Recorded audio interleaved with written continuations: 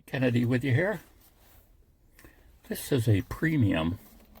On the internet, they were soliciting funds for, let me say this is in Israel, they have a well, let's say the two organizations are one. In other words, they have the blood bank people, like the Red Cross, and the ambulance service, and they're tied together. It appears in one organization. And they were seeking donations, so I sent one over, and they sent me this little kit. The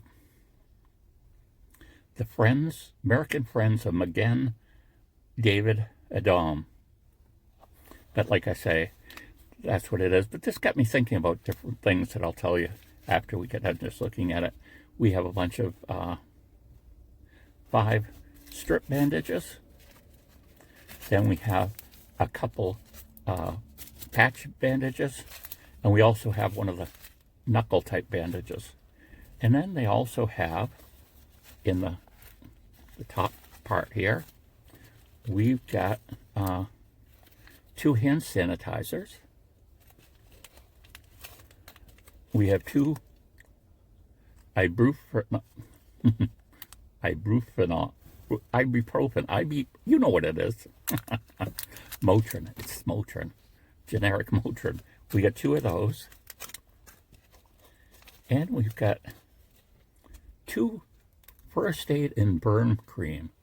And this is, it's got lidocaine in it, so it's got pain relief besides having things that are antiseptic. So we get 2 of those. And then we have 2 BKZ antiseptic towelettes. So that's a nice base for a little, I'm not going to call this really a first aid kit, like a boo-boo kit. And bringing up the ideas, what kind of medicine should you have with you in case of a small emergency or a large emergency? Most people recommend with first aid that you have, you know, if you're constantly going out into areas and things that are remote, that you have, you know, you've got a pack, you have something in your pack. A lot of people have something that's attached to the pack securely so it can be removed from the pack. But a lot of people suggest too that some of the really necessary items you should be carrying on you as well. And so to me, this got me thinking about this idea of medicine that we should have with us, because just a lot of things happen. And what we are going to look at in a future episode is some of the medicines that they would recommend, whether it's the CDC or different people like that would recommend that you have with you, especially if you're traveling to different areas. We're just in this scenario again of the idea that if you're someone who goes out into remote areas, you should have the things you need to be able to affect survival for 72 hours.